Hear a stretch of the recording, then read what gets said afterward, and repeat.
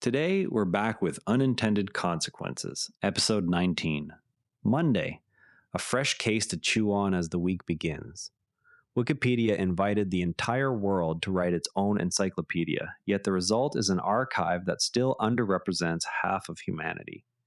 In January 2011, a survey reached more than 176,000 Wikipedia contributors. Roughly 91% identified as male. The platform that had promised to sum up all human knowledge was being written almost entirely by one demographic. The gap was not the result of any rule excluding women. It emerged from the very design that had made the project grow so quickly. Jimmy Wales and Larry Sanger launched Wikipedia on January 15, 2001. They wanted a volunteer-written encyclopedia that anyone with an internet connection could edit.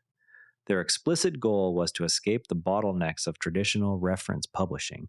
Expert gatekeepers, slow print cycles, and high costs would be replaced by open, incremental contribution. At the time, the dominant internet culture celebrated radical openness. Open source software, Creative Commons licensing, and the early blogosphere all operated on the assumption that lowering barriers would produce broader participation.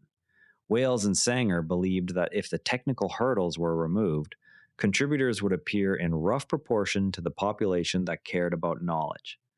The project's first formal policy statement, ignore all rules, reinforced the idea that good faith participation should face as little friction as possible.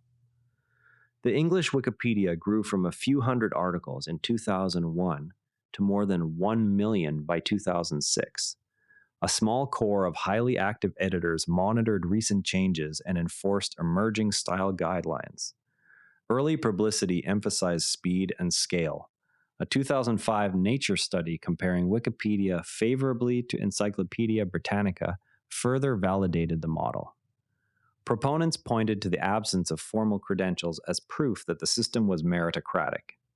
A handful of observers, including some female contributors active on the site's mailing lists in 2004 and 2005, noted that the culture of rapid reversion and terse talk page arguments felt unwelcoming.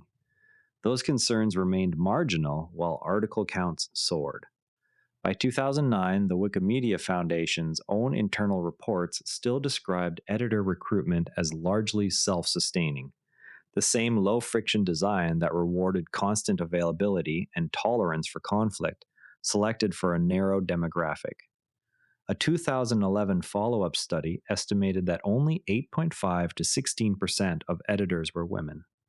Subsequent research placed the figure between 10 and 15% across language editions. Because biographies of women were more likely to be created by newer or less connected editors, they faced higher rates of nomination for deletion. They also required more sourcing to survive.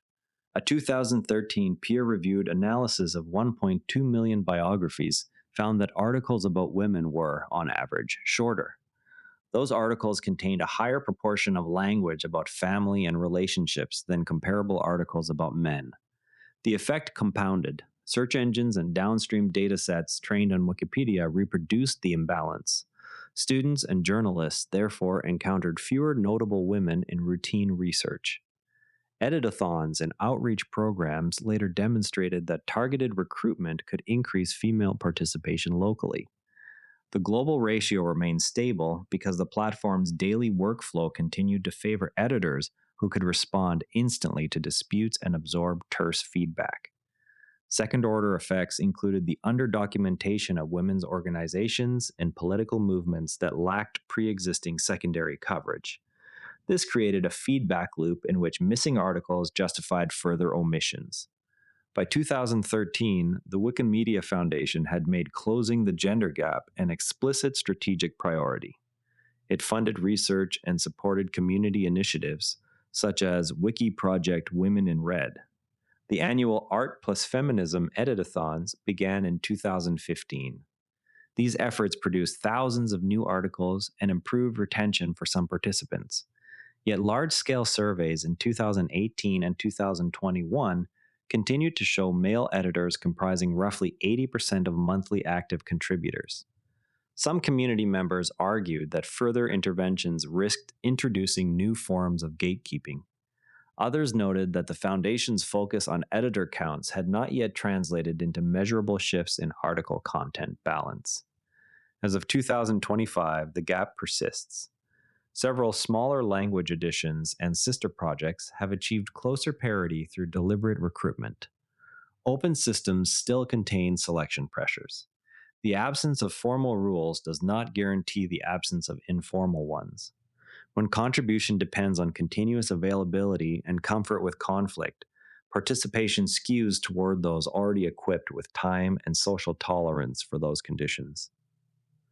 Designers who want broader representation must therefore treat recruitment and retention as first-order features rather than hoped-for byproducts.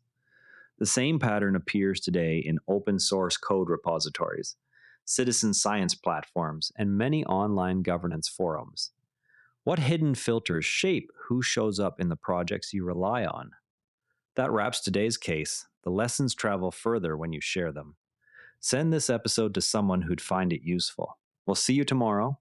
And before you go, this show is part of the NARA Network, a family of daily podcasts covering tech, science, markets, and more. If you enjoyed today's episode, give Tesla Shorts Time a listen, your daily deep dive into everything Tesla. You can explore the whole lineup at naranetwork.com. This episode used AI voice synthesis of my voice. Editorial selection and analysis are my own.